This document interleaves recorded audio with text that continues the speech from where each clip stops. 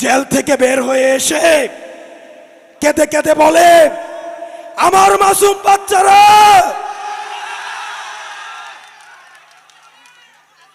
আমরা কি জানি না গত 16 বছর আপনাদের ব্যাংক কেমনে ছিল,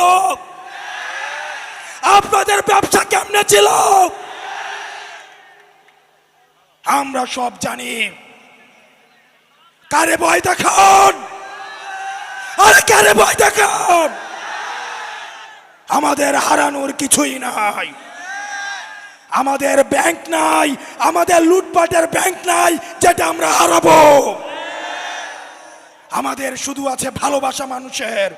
আমরা সেটার জন্য রাস্তায় এসে আবার আমরা জীবন দিব।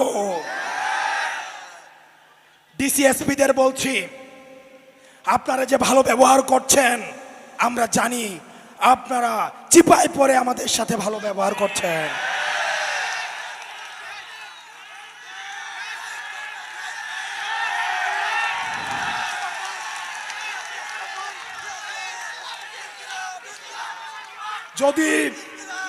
যদি হাসিনার পতন না হতো, যদি হাসিনার পতন না হতো, তখন এই ডিসিএসপিরাই গণভবনে প্রমোশনের জন্য লাইন ধরতো। আমরা সাংবাদিকদেরকে দেখছি, আমরা সাংবাদিকদের উপরে নজর রাখছি।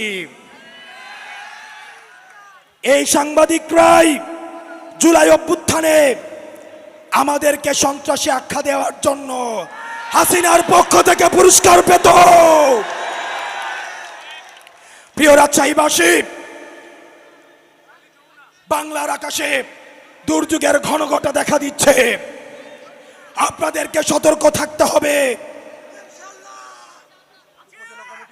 আমরা বেঁচে থাকতে আর বাসা থেকে